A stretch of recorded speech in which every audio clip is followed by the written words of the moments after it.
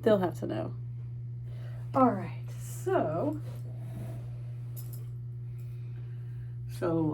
if you want to know my first name, it's my full name is Dr. Robin Puste. It used to be Shepherd. I have no problem with. I'm not ashamed of that. I go by Dr. Robin or Dr. Puste, Dr. Puste, Dr. P, whichever people. As long as students are able to communicate with me, that's the important part. Okay. All right. When were you born? 7/10/1955. You're looking great. 10. Do you consider yourself part of the baby boomer? I was a baby boomer. Baby boomer. Yep, that's for sure. I was born in Salem, Ohio, in a little hospital called Salem Hospital. How fun. It's near Youngstown, Ohio, which is actually halfway between Cleveland and Pittsburgh. So if you take a ball and drop the two and connect in the middle, there I was, right in the middle of the snow belt. In the snow belt? That's fast. Yeah. What is your earliest memory? How old were you? I remember driving tractor at 5. 5 years old, driving tractors? Oh yeah, because we were because we were dairy farmers, farming is very poor. You don't make any money farming, especially back then. And so what we did was they would put me on the tractor, and I was so small that I had to stand on the clutch and grab the steering wheel and pull it down so that I could stop the tractor.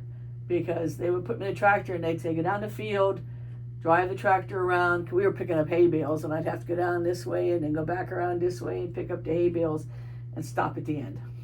You regret driving at 5 years old. That's crazy. I used to rebuild carburetors for the neighbors' tractors when I was very young, between 8 and 10, because it was cheaper. My father gave me a great piece of cardboard, carburetor parts, and the neighbors would bring their carburetors from their tractors, and I would clean them and replace the parts and rebuild them, and then I'd give them back to them with all the gaskets and stuff. And then that was a little extra, when you do lots of other things to make extra money. So that's one of the things I did is rebuild carburetors. That's amazing. How old do you think you were when you were rebuilding these? Probably between 8 and 10. That's crazy. Oh, 2-3 years of it. And they would go buy the kits. You could order the kit to rebuild the carburetor. And they would pull it off the tractor and they would bring it to my house. And I just had this big piece of cardboard that I would lay down because I didn't want to lose any parts. Being a little kid, you didn't want to lose any parts. You would have to pay for stuff I couldn't pay for. So we would literally, I would sit down underneath a maple tree and rebuild carburetors. That's awesome. So for your childhood, did you, it says, do you want to talk about school or friends or anything you did for fun? Because it seems like you worked a lot. I didn't do a lot. I was in 4-H. I was in 4-H for 10 years, and then I was an advisor for 5 years. So there were 4 of us kids. So we had to challenge to see how many 4-H projects we could take at one time. So we would challenge each other, but we always had a dairy heifer. So the first year you take a dairy calf, then you take a dairy heifer, which is a yearling, and then you take dairy cows. So then after that, you could take all 3. So we would take all 3 every time, and we had to have 3 different breeds because we didn't want to compete against each other. So originally I had a Holstein, and then my brother had an Ayrshire, and my other brother had a Guernsey, and my sister had a Jersey.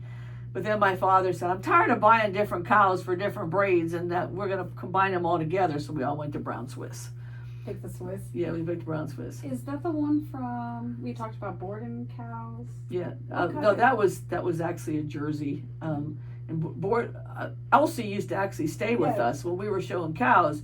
Elsie would actually stay with our cows. We would slide her in with our cows at all the fairs that we were at where Borden's had their display because they didn't want the cow to be damaged at night. Kidnapped, kidnapped and that kind of stuff. So they would hostage. Yeah, so we would literally take the cow and slide her in with our herd for the night, and then you'd line them up in a big row, and she just fit in, and she fed her the same thing, and that way my brother's friends and anybody and the Borden's guys, which were college kids, could actually go sleep somewhere besides. We were sleeping in the barn anyway, so it didn't really matter. So they weren't having to stay up all night. Yeah, so we would take the cows with us. So it says your teen years, so your adolescence. This class is about development, like when you were a young child, teen, and then we'll get into like mid and later adulthood. So if there's anything in particular that stands out in your memory from like your school friends, first crush, extracurricular activities, chores and jobs. Well, we didn't have chores away from the farm. You were literally farming all the time.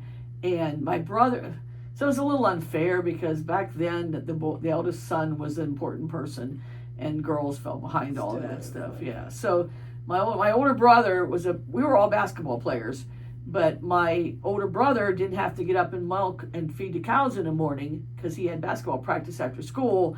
But my sister and I both had to get up, and I used to have to get up with grandma and go find the cows at 4 o'clock in the morning when it was dark with a flashlight. And then my sister would get up an hour later and she would do all the feeding and stuff. And then my brother would get up and go to school. And that's just the way society was. My little brother didn't have to do anything. He was a spoiled one, so he didn't have to do anything. But so the rest of us we ran the farm because my father worked 2 jobs away from home. It was very difficult with 4 kids and, trying to farm and try to keep up. I grew up kind of poor. But that's farming. Farmers were poor. All of us, was done in particular. So we made do with what we made, and that's why we do 5 acres of produce in the fall. And that's how we would get our fall shoes and our fall clothes. This is, an era where there wasn't a whole lot, and then we would sell apple cider. We'd make apple cider, and then we'd sell not to apple. So you're making alcohol cider? No, just regular apple cider. We would go because people literally would come and buy our apple cider so that they could take it home and make Applejack and stuff out of it. But no, we never did any. Ours was all above board. Yes, because we were kids, we were going we'd go to the press every week, and then it was kind of fun to go to the press. We also sold produce at a farmer's market. So what we would do was one of us would have to go in the morning with my dad and take the original produce, and then in the afternoon, later on in the morning, then he'd come back, and then we'd take the truck to set up at the farmer's market, and then we would sell produce that way. But we had to be there by 4 o'clock because the guys out of West Virginia would bring their produce up there, and we had to beat them or they got the better price than us. So, my dad had a great big 1946 old truck. Dodge truck with a big flatbed, and that's what he did when he was young. He delivered produce, so we still had the same old truck. We still had produce out of that. Three of the 4 of us played basketball. My younger brother didn't play basketball. We were all in 4-H. All of us were in 4-H together. Back then, there were no vocational centers, so you went to school, and my senior year, they opened a vocational center and they offered vocational trades, but my mother said we couldn't go because it was our senior year and we needed to finish high school. So none of us went on to do any of that. I went to a little school called Greenford High School. Greenford Elementary, Middle, and all was all the same school. There were 200 kids, K through 12. They used to make all the stuff that we ate. All the community grandmas and moms would get together and they would really peel potatoes because the neighbor guy was a potato farmer.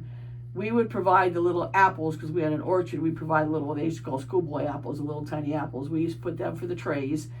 The guy next to us provided the beef because he was a beef farmer, and then the guy in town actually had a hog farm in the middle of town. Greenford had a little hog farm in the middle, so he would provide the pork. And then, during different seasons, like when we were harvesting corn, everybody got corn. When it was deer season, everybody got venison rather than beef, And so so the community was a very tight, small community. We never won a football. We won one football game the whole time I was in school. We were so excited. We had a parade. Yeah. But little tiny school. But then the state made us consolidate because we had money and the other school next to us didn't. So they put us together, and then everything changed. We lost a lot of respect as farmers because then we were just dumb farm kids. Yeah, that's horrible. And they told me that I would barely graduate from high school. Not only that, you have a doctorate. Yeah, I have a PhD at that point. Yeah, you're like. And I told my sister she was going to be a forest ranger. My sister just retired as a dentist. That's the polar opposite. Yeah. It's like out in the woods or in. And they told my younger brother has a degree in art. He actually started out in horticulture, but then he went to work in a nursery and just never left and stayed there in the plant nursery. And so then he went on to Youngstown State and got his art degree. But we did a lot of stuff with the community because everybody did at the firemen's. They used to have a firemen's festival because our fire department was volunteer, so everybody would donate to the firemen's festival, and we would have and everybody come by from everybody else. That's just the way it was, So it sounds like y'all had really a very insulated community, like you had mentioned that y'all grow the food and then share it within the community, and like everybody was hands-on helping like kids eat at school.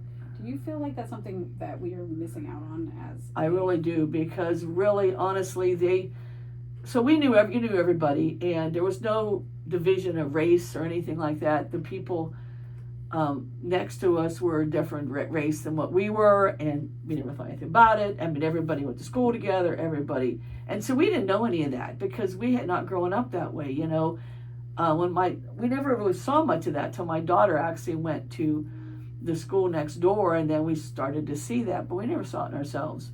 We never saw any of that kind of stuff going on because you didn't. Everybody was, there were boys and girls, and of course that's the way it was divided back then. Girls had to wear dresses until we were in high school, and then we got to wear the pantsuits that were all the same. The ugly things. So school uniforms, that's interesting too.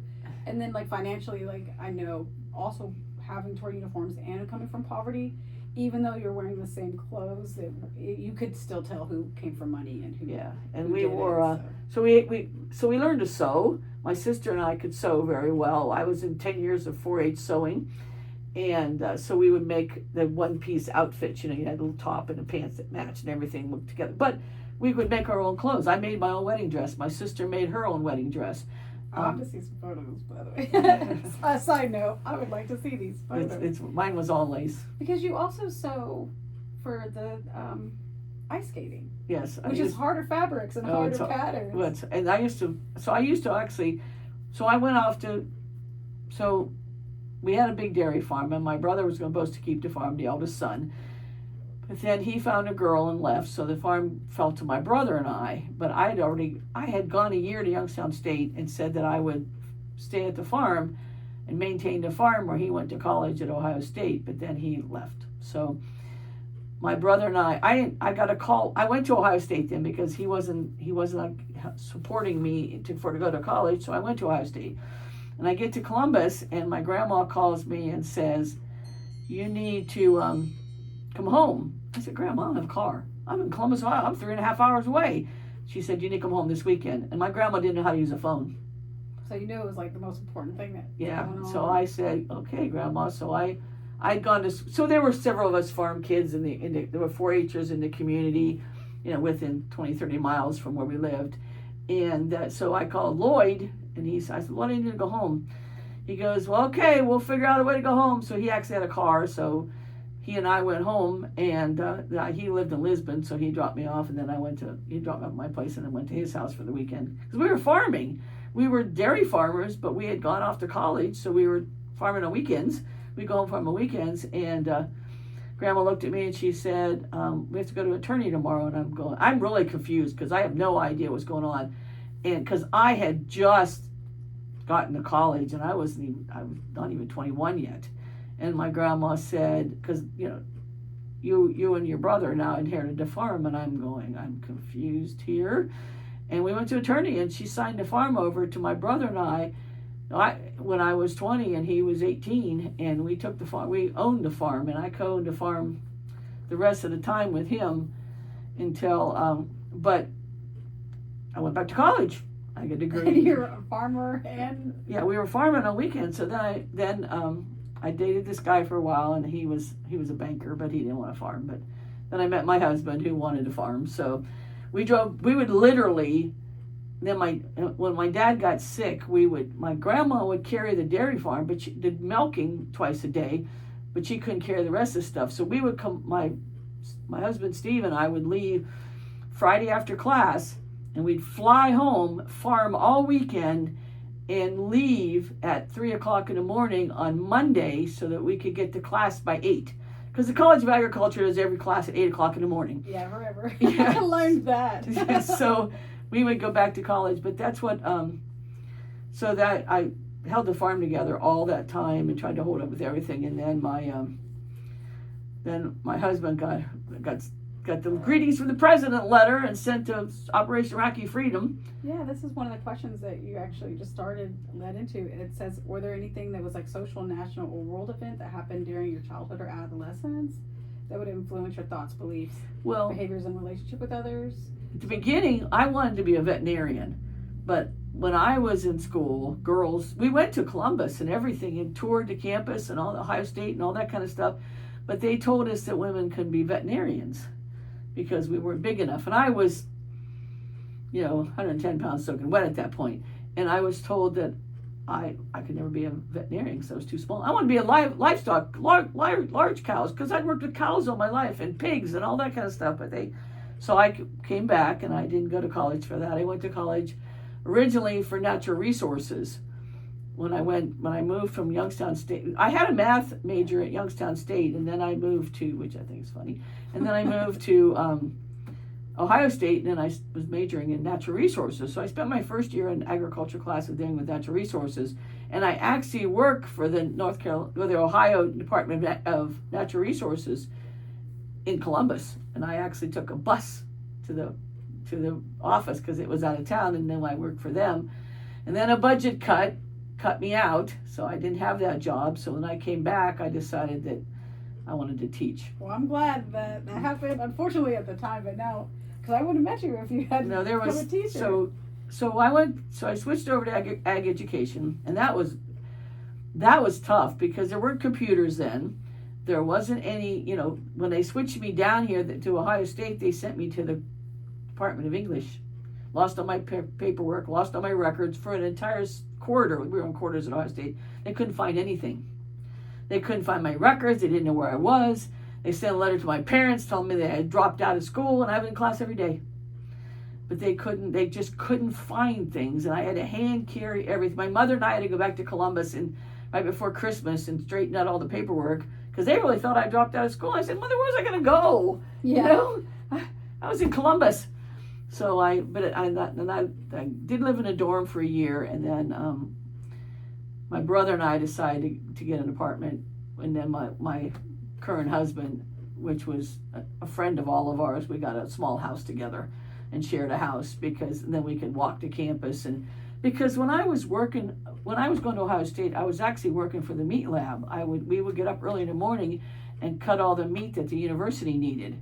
They had a big lab for that, and so I always missed lunch and breakfast, and I was paying for something I couldn't get. So then the lunch ladies felt bad for me, so they would pack me a little paper lunch. Oh, so you were providing them with the meat for the whole program. Yeah, right? So they packed me a little paper lunch, and I would pick it up in the morning. Nice of them. Yeah, they were, and so I worked there for a year, and then I got recruited actually to be in Ohio State's marching band because they needed a seamstress, not because I was a trumpet player. They didn't need that part. They needed somebody who could sew.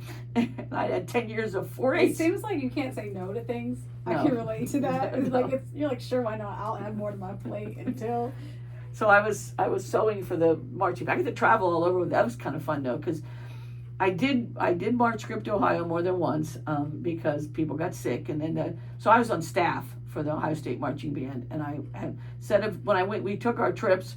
Instead of taking an instrument, I took a sewing machine in a box with a case. That's amazing. And put uniforms together. So we the traveling and stuff we did. So I went to the Rose Bowl. I went to the Orange Bowl when it was the Orange Bowl. It's now Citrus Bowl. But when I went to the Orange Bowl, I went to the Rose Bowl. We were the first. Ohio State was the first time they ever went to any bowl besides the Rose Bowl. I went to University of Michigan.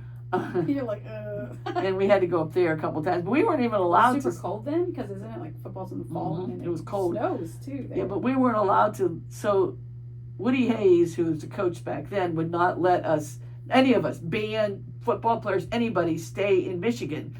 We had to stay in Ohio and then drive over the border for the game and then come back. That's it. He just would not. So we stayed at this. Was he worried about you guys getting in trouble in Michigan? Isn't the drinking? Yeah, it's a very rival team. Back then it was violent. Okay, it's not so much now, but it was violent right. back then. And so, But the funny thing that happened was, so I was in the marching band, and so the staff was mostly women because we did music and sewing and all that kind of stuff. And so they had to stay at this, so back then, we could stay with families.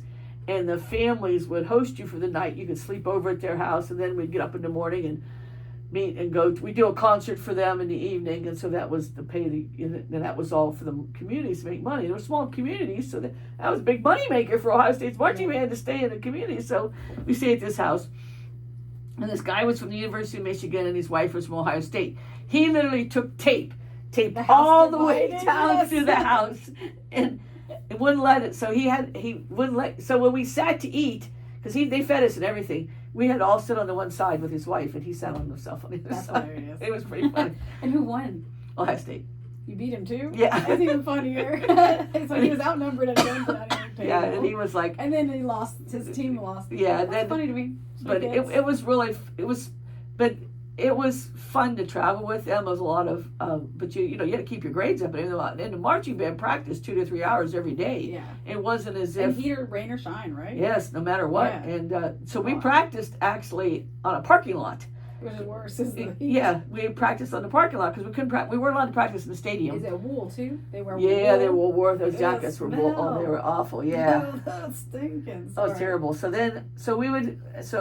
because I had to issue uniforms, so we had to fit them and because we had to have cross belts. There's a whole bunch of stuff in Ohio State's marching band, and so they had white spats for their shoes. I was always fixing them because they'd trip over everything, and then they'd tear the straps off, and I had to fix them.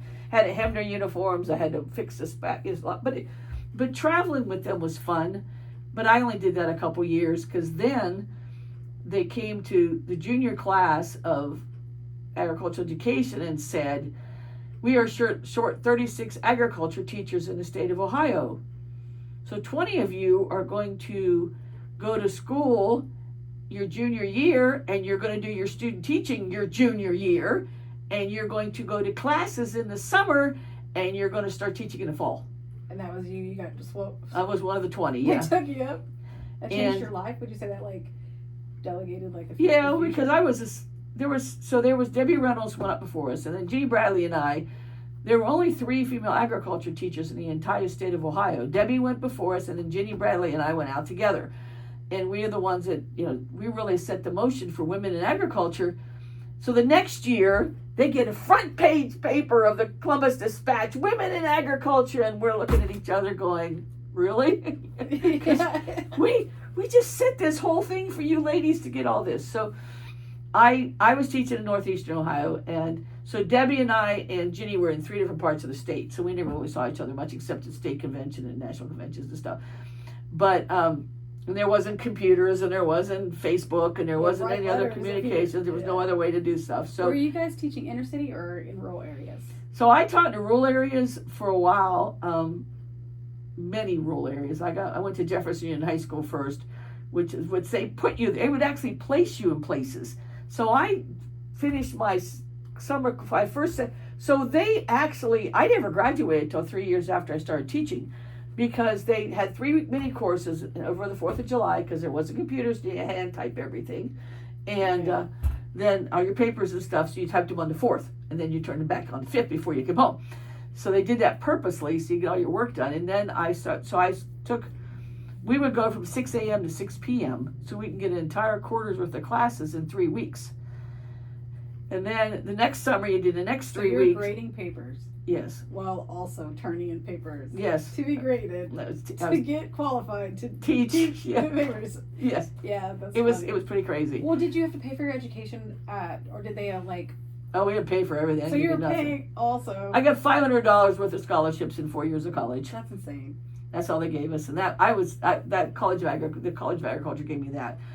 So then I started teaching in the fall, and I taught in this little rural school. When I interviewed with them, I knew they were going to send me there anyway. But when I interviewed with them, the principal asked me why I wasn't in home ec. I actually told him I couldn't cook, but I really could very well. But I didn't want to. As far as you're concerned, I burn water. Yeah. And what age would you say you were? You were between 18 and 25 at this period? Oh, yeah, I was 22 maybe. Perfect. I was not very old. I was 21, 22, that age group. I turned over this. So I started college I started college when I was 17, and then I went 18, and then 19, and then I was starting just turned 20 when I was into teaching stuff already, and I was teaching this little tiny country school, and you know these boys were big farm boys, and then there was me. You're the same age as them essentially. Yes. Some of them probably were held back. They were actually dating girls that were older than me, and one of my students who worked in the office came up to me one day and goes, I date women older than you. I said, that doesn't matter, I'm still your teacher. I'm gonna grade you either way, yeah. But they didn't know I was a female coming into ag, and so they'd set all these traps in the ag building for agriculture building. They had a snake in my drawer, and they, and all this kind of stuff. So I opened the drawer, and there's a nice little snake. There's a little brown snake. It's a snake, I love snakes. Yeah. I know you love snakes. It didn't bother me a bit. I closed the drawer back up. So the funny, they hadn't opened the building yet. It was so they didn't have heat in the building. So we were down and we were meeting in the shop. We just used the shop part of it. So I have chairs. I have no desks or nothing. So I got chairs and a podium. So I'm sitting on the chairs waiting for my students to come down over the hill. And so they come down over the hill, they're gonna get this teacher. They're telling me I hear them saying all these things about how they're gonna get this teacher and he's gonna quit.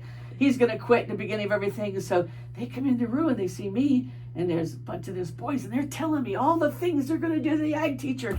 And I said, oh gosh, no, really, that would be awful. A snake in a drawer, and I'm going through the whole thing. And then I get up and say, hi, I'm your new ag teacher. I'm your new ag teacher. That's from a movie. You're like, that is from. They just about died. The first year was tough because I was so close to their age. And then I left that school in a year, and then I went to a vocational center, and I spent most of my time from then on in vocational centers teaching either agriculture production or agricultural business.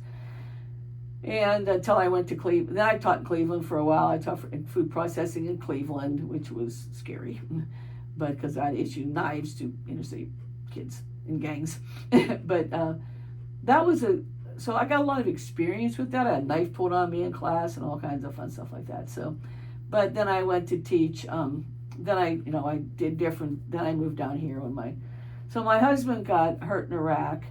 And so he got sent to Operation Iraqi Freedom when he was 55 years old. And I'm running a farm with my father, who turned 80, and I had to have a knee replacement, and my grandma was sick, and we just couldn't hold the farm together anymore. And so we sold the farm, and we moved down here when he got hurt because he was in medical hold for 3.5 years. And they were going to amputate his leg, and I couldn't hold a farm together like that with me trying to work. I was teaching full time. Then on top of it all, I get an offer from Kent State University to come teach for them while I'm working on my master's with them. And then they said, oh, we can't take your hours because they're over 10 years old. I said, they're in your university. It's from you. And they wouldn't accept it. So I had to go to AIU online while I was teaching high school and college. So in the ages of 1825, one of the questions says, if you could go back and live those years again, would you have made the same choices? Probably not. Yeah. Because it was, I loved the farming part. I would have farmed any time, but it was difficult and I would have stayed in agriculture. I love agriculture, everything about it.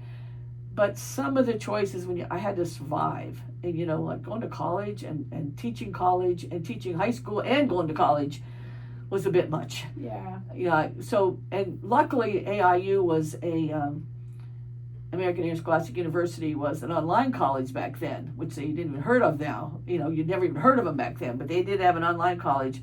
And so all your paperwork was due on Sunday night. So I would teach and farm Monday through Saturday, and then I would write my papers on Sunday, and I would submit them Sunday night. And then AIU did something interesting. You took one course at a time, and it was 3 weeks. And then you took another course 3 weeks. So you got your whole master's in 1 year by taking 3-week classes, and they just backed them up into each other. And so that's how I got that was the hard part. I would have liked to probably gotten a master's like everybody else, finished my master's with Kent State, but I couldn't. Yeah. That just didn't work out. So you were very busy, it seems like. I know, like off of this, I know we've talked about this before about when it came to farming, how integrated your lives were with your personal farms, and how much responsibility it was to keep a farm running. And then do you feel like a sense of relief though, because you no longer had to put so much of your personal self into a farm Like you didn't really have a choice to buy the farm. You didn't have a choice to be a farmer.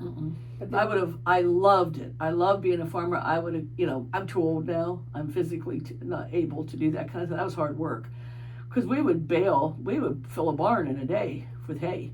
And, it's 1,000 bales in each mile. And we'd do those in a day easy. And so I loved, and it was satisfying to do that kind of stuff. And I love milking cows. I loved everything about cows. I showed cows before I ever showed dogs. We showed cows. I had the All-American bull twice in Brown Swiss, but it was hard work.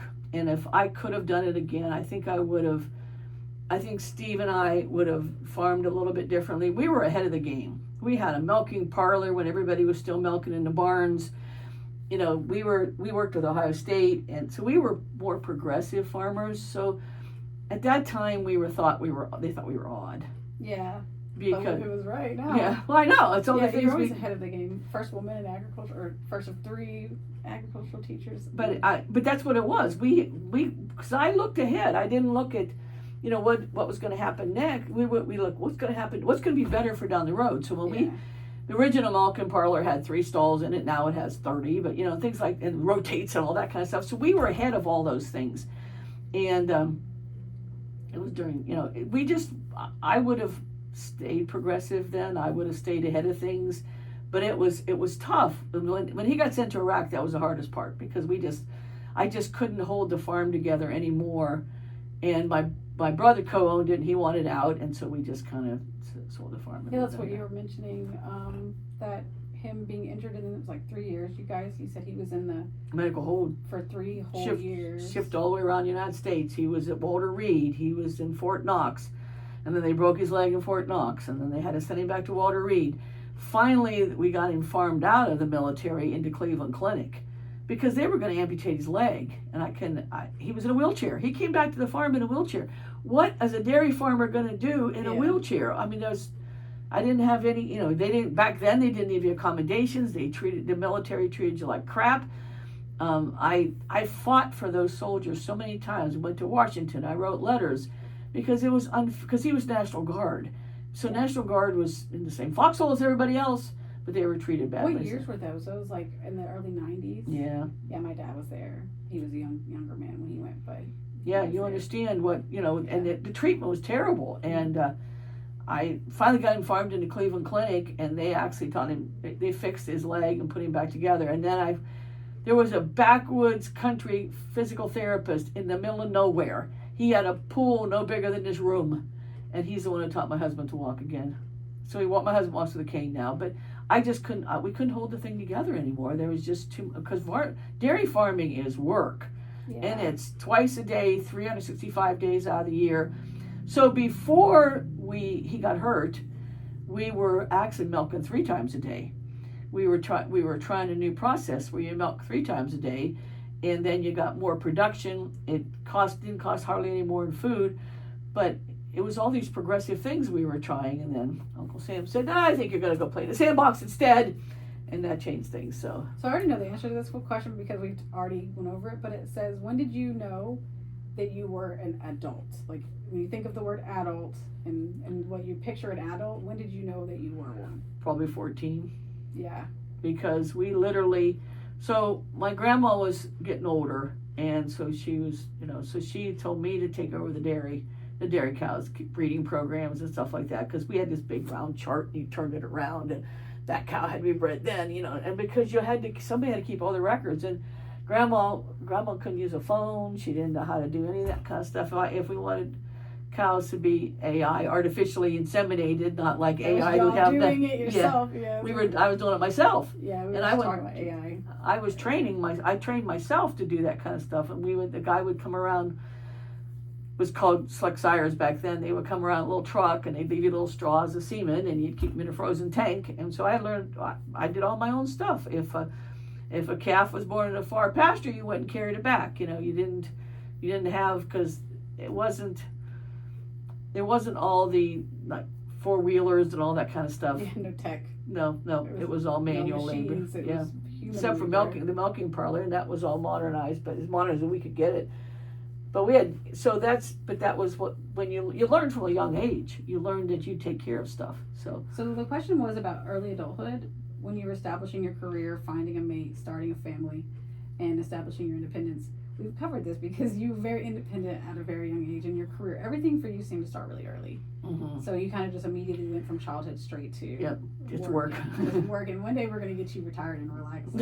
But we can talk about finding a mate. So, like, how you met Steve? At Ohio State University. So I was working, so I was in natural resources that year, and I had to stay for the summer to do an internship. And my brother was making me mad at the farm, so I said, I'm not coming home. I'm going to stay and do my internship. Because he was doing this, and he was going to, the eldest son. Bravado. So I stayed in Columbus, and I had to find a place to stay. So the dorms wouldn't let me stay there for the summer because they shut most of the dorms down back then. They don't now, but back then they shut them down. I was actually in a dorm with 3 girls. It was the College of Agriculture had their own dorms, so there was 4 girls in a dorm room, and we had our own bathroom and our own shower. And then there was a study area that had 4 desks, and then it went to the locker room area where there was 2 bunk beds and closets and that kind of stuff. So I stayed there, but then I couldn't stay there during the summer, so I had to find an apartment. So I went I walked to the closest apartment because I didn't have a car. I walked to the closest apartment and said, I need to find a place. And this lady was managing the apartment where actually my husband was really the manager, but my husband was a marathon runner, so he was out running a marathon somewhere. And so she said, well, we have 1 apartment available. And so then when he came back, he was the apartment manager, and I was not used to dealing with a lot of older, mature men, because he's been in college. He's several years older than I am. So he would come to fix things in my apartment because everything was broke, because it was a rented apartment, so nobody took care of anything. So he would come and fix my lamp, but he never did fix it. I finally ended up fixing it myself. It sounds like the story where, like, I can do all the things these men can't get. That's exactly. He never fixed it. So he would come over, and he had to work. He started working a second job because he lived in the apartment for rent free, but he didn't have any money. Mm-hmm. He had to go to college, and he would come over to my apartment, and he'd say, I'll fix your lamp. He never did fix it. So I fixed it myself. He's just yapping. Yes, he was fixing. He was talking away and stuff. So that's how adorable. That's how we started. So we thought it was a big deal if you walked to IHOP, the International House of Pancakes. That was a big thing for the college because it was right there on the campus. And so a bunch of us college kids would get together, and the person who ran IHOP knew that we didn't have a whole lot of money. So he would give us big stacks of pancakes, and we'd split it up between all of us. So that was after when I lived in the dorms, I could never get the food because I was always working somewhere. I was with the band, so all afternoon on Saturday I couldn't get back to eat lunch. And I was working in the morning, so even I couldn't. You can't have lunch because everybody talks to you while you're trying to eat lunch. Like, that's the same thing. That hasn't changed. It doesn't work. Please let Dr. P eat something in privacy. I never did. So I learned not to eat without people all the time. So, but that's how I met him. I rented an apartment he was an apartment manager, and we just got along really well, and we understood work. And then I was trying to run the farm at home, and so he said, well, I'll drive you home, and we would drive back and forth, and so that's how it ended up being where it is now. We got married in 1976. That's awesome. We've been married since then. That's a long time. And I'd like to kill him once a day. I was going to ask, is it normal to not always get along with your partner? But no. That's a side of... No, he's challenging. He's very smart. My husband is extremely smart. I know. He has 2 PhDs, and he's really smart, but sometimes... 2 family, 2 doctors, so what do you got? I know. And my sister's a doctor, too, so we went to he got awarded a big award from Cleveland City Schools for being a success story for Cleveland Public Schools. So we went up to this big thing we went to, and there was my sister who was a doctor, and I was a doctor, and he has 2 doctorates, and my poor niece said, I'm just a teacher. I'm in a room of learned doctors. Yeah. So you see question 13, it has a blank. It says, in my opinion, middle adulthood is 35 to 65. Oh, yeah, right. So that's your opinion, right? Yeah. So you can be described as a time of blank. Do you agree? So what was your middle adult here? so this is a kind of a tricky question, and we don't have to stick to the script. It's just a I have suggestion. worked every day of my life. So it was a time of work and perseverance, really. Yes, I've never gone on a vacation. Yeah, If it did not deal with dogs, my daughter is a national competitor for ice skating. She was second in the nation 5 times when she's competitive. She's now over 40, but when she was a competitor, we were always traveling with her. So that was kind of a strange way to get into things because we were really all farmers. We had never done anything with farming, and we always had cows and competitive stuff. And then my brother, when my daughter was wee little, my brother worked in a nursery because we all worked with plants all the time. Yeah. And the nursery owner's wife, the roller skating rink's wife worked at the nursery. So she gave my brother a pair of plastic roller skates and told him that my daughter should learn to walk and skate at the same time. So she did. And she went to nationals when she was 8 years old, went to nationals. And then she was 16th in the nation as an 8-year-old. Well, then she saw ice skating on TV and she wanted to ice skate. So then we're running, not only are we farming, but we're running to our skating training and our skating competitions. And, after she got into adulthood, she did adult skating, but she was, that part, I'm also a nationally ranked ice skating judge. Yeah, you had mentioned that. You're like, did you know I also do judging for ice skating? I was Yes. like, what don't you do? It's crazy. I'm a silver judge. I never became a gold because then I would have been judging her level, and I never wanted to do that. I stayed behind her always, and I don't judge as much because I am, I'm disconnected from ice skating right now because she's a coach now, and she does a lot of, she's adult, does her own things, but she's a coach and Carrie and places like that, so I don't do that much with her anymore. I do judge sometimes. I like to judge the little tiny skaters. I think they're fun. They're adorable. Yeah, I like that group, and I don't mind. I don't need the big ones. Do you mentioned that you haven't really been on a vacation or a break, but your personality type is a lot like mine. Do you think that even if you were on a vacation or a break, you would enjoy it, or would you be thinking about what you needed to do, or is it harder for you to actually rest? If you need to answer that, I can pause this. Just pause it, my husband. Can you do that? Just a moment. That's perfect. Just answer them, and we can go as long as you feel comfortable. So the 14 was in later adulthood, the stage of life you're in now. I went ahead and filled this in. What pretty excited to know what you were going to say. Can be described as a time of work. Yes, as always. Yes. Do you agree? Yes. And how would you describe the stage of later life? And you can interpret that however it's not stringent. Later life. What am I going to have in later life? It's like I'm 70 right now. It's just a blur, right? Yes, it feels it's like going to just be a blur. like. So we're heavy into dog shot right now, by the way. So as you know that, and it's just running. It is. So when did y'all get into the dogs? Because this is really fascinating. So when I moved to North Carolina in 2006, I went. What did I do with my weekends? We were showing cows, we were milking. I was getting up at 4 o'clock in the morning and the city was dead. Fayetteville was dead, and I go, what do I do with my life? I'm living in a little house in the city, and I had a partial knee replacement before I came down here. So I've got crutches, a lawnmower, a picnic table, a chair, and a bed. And that's it. I mean, that's all because nothing else. So we were coming down here, and the truck that we were driving broke down. So I had to come down in a little Kia. So I could only bring one at my clothes, so it would fit in the Kia. And then my husband had to go back and then bring stuff down later. But I was lost. I didn't know what to do. So I was just playing around with dogs and stuff. And I met this lady who had Chinese Cresteds, believe it or not. And we were showing, she wanted to teach me how to show dogs. And my daughter found, actually we were looking at other dogs, and then we found Nitro, which was a really naked. When we were still in Ohio, we found, what was his name? Dobby before that. So we came down here, we rescued Dobby, and then we came down here. Dobby was naked. He looked exactly like the guy that carries the sock around, same nose and everything. So we rescued Dobby, and then we finally figured out what Dobby was. We didn't know who he was. He's just a dog with no hair. And so then we came down here, and then we started meeting people in the dog world, because what was I going to do?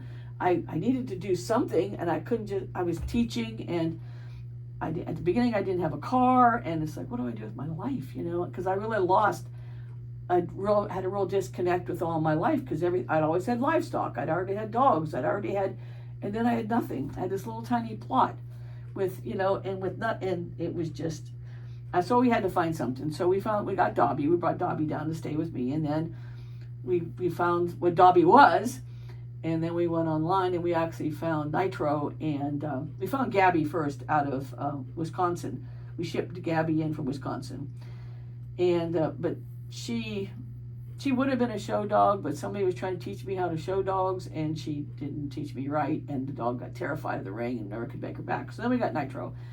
Nitro was naked. I mean, naked, nothing on, just a little tuffet on his head. But he was actually our first show dog, and then we just, we kind of liked it. It was nice to go places and do different things. Now y'all do a lot. Y'all do like in the big one. So we were in, we've been to Westminster now 4 or 5 times now. This is the first year we ever went to the National Dog Show. The one you're going to see on Thanksgiving, we were at that show. But of course, the political game plays, and we didn't win the day we needed to win, but he won every other day, so his name's A Taste of Fine Wine. But he did get his gold ranking when he was there. So yes, he did. So we're huge Merlot fans. He loves you. Being a celebrity, yes. He loved you. So we love them so much. And they had that's the kind of, so those were things that, because you can't just do one thing. In my life, I can't just do one thing. No. You could see that I'm busy doing 100 things, because I'm just not one of these people, because I never did. We farmed all the time. I taught full time. I went to college. I taught college. And then Uncle Sam decided to take him all the time places, so I would run in a farm. So when I got here, I really needed a focus. An outlet, Yeah, someplace that wasn't just teaching. And teaching I was at St. Paul's first, and that lasted about 6 months. And then the state said, you need to move to 71st, because we're going to have to close the program. And 71st, I lived in Fayetteville, so I came to 71st. I really never had that much trouble with that school. I mean, there was a lot of gangs and stuff there, but I just ran my world the way I needed to run it. And so then I, once I got into teaching, they actually recruited me down here, and they promised me a lot of things they didn't deliver. But I have 20 years in there now. Next July 1, I'll be 20 years teaching in North Carolina. They wouldn't give me credit for AMI's teaching from Ohio. You started out so young when you're like ghost years. Like, what happens with that? They wouldn't give. So that's why I end up where I'm at now. And retirement is in the window sometime. I was gonna say, we're all vouching for you to get a break. So the question 15 is it's a loaded question, because I don't feel like you're done accomplishing things by any means. Because you're still doing phenomenal things with students and with your dog showing and dog breeding and stuff like that, and with your daughter and granddaughter. But it says, like, do you have a moment in your life where you look back and you feel really proud of something that you did? First off, I don't have a granddaughter. I have no I'm so sorry. I don't know why I thought I have no grandkids at all. Yeah. I've done a lot of things that I have to do things to grandpups. I have lots of grandpups. Yeah, lots of them. Yeah. I have all of Merlot on. I want to. Making Ohio State's marching band was really something big. Winning many dog shows has been really fantastic. My daughter was having a child and raising a child and being part of their life that's probably the biggest accomplishment I ever did, was be a mother before anything else, because everything else fits in after that, because you got to be a mom first. And because farm life was so tough, you didn't have that. I did not want that relationship that I had with my mother. So I made sure that my daughter did not have that type of relationship. I think you need to be a parent first. You need to be family first, always. And so those are accomplishments, like graduating from college. Those kind of accomplishments along the way are really important. And you have a doctorate, and they said you were going to be a home ec teacher, right? Yeah. So I just wanted to, if I graduated from at all, I just wanted to make a place for women to be. You really do. I think it's really important that women are accepted and not. My father thought he had 4 sons. he never treated us any different. I never knew what it was like to be treated like that till after I got out of my little community, because all of us were treated the same. Yeah. Boys and girls all played together. We went to school together. We didn't care about any of that kind of stuff. And then I saw life and reality and stuff. And so my daughter didn't even go to the school district we lived in. She went to the next school district over because of the way they were, because of the consolidation and the force of everything. Gender equality is really important to you, treating people the same. And that's why I try to do that. So I think, anything from making the band to graduating, with degrees and getting this job. This was a really good, I just wish I could have got this job earlier. I think I could have done so much more with this program. But I did save this program. I do believe you did. I have heard from multiple people that this program would not be what it is. They were going to close it. Yeah. It was, well, I benefited from this program, so thank you. But also, I know a lot of my classmates and like my friend Lee, we spoke about Lee, you're making an impact on his life, and that I know that he's in good hands coming here. I cannot wait to see what you and Hannah, I feel like you're going to be really important. I just I don't judge people. I accept people as they are. Yeah. And I've always been that way. And I literally find something, ever since I was a little girl, I find something nice to say to somebody every single day. I don't care if it's walking down through Walmart's and somebody has a nice shirt on. Oh, yeah, that's a really nice shirt. Yeah. I just think, because I know people that nobody says any positive things in their lives. I'm the same exact way. I think about that every day. You can make such an impact on somebody just by pointing out something nice that you notice. Don't be afraid to say something. Yes, because, and just say things. Just say, hey, what a great job you did, or hey, that looks really good, or do you want to talk about that? Let me tell me something, because I do the same thing at the dog shows, and I do the same thing, when I was in college and stuff. I always wanted people to think that they did one good thing in that day, even if it's just put a clean shirt on, a nice pretty shirt on, or said a nice thing. I just, every day of my life, I find somebody even if it's like on a weekend, I don't see anybody else, I send an email. Hey, how you doing? What's going on? A text message or something. I do the same thing. It's so funny. I'll be like on Friday night or something, I'll just reach out to somebody I haven't talked to in a long time. Mm-hmm. Be like, hey, I'm proud of you. You're doing really good. I see the good things you're doing. Just because your soul tells you to. Well, I have this old lady that lives out by Hillsboro. She has dogs, and she's elderly now, and so I'll text her, maybe 2-3 times a week, just say, hey, how you doing, June? What's going on? And because she doesn't have anybody, her family moved, and she's by herself, and so she's got a few dogs. So you just gotta you reach out to people, and just because people need somebody to care about them. Yeah. So this is exactly, we're just on track with these questions without even reading them, but it says, how do you want to be remembered, or what do you want to be remembered for? So like, what legacy is like money, wisdom, people would you like to leave for further generations? I feel like we've really covered that just now with like just being kind. Being kind's number one. Don't lie, don't cheat, don't steal. Be kind, respect. Be a good person. Like just fundamentals, right? Yeah, just the fundamentals of life. Right. I wish children could learn that now. I know. I don't know why it can't be taught either. And it can be, but everybody's afraid to step up. Yeah. I'm going to sue you for this or what. No. Yeah. Be a nice person.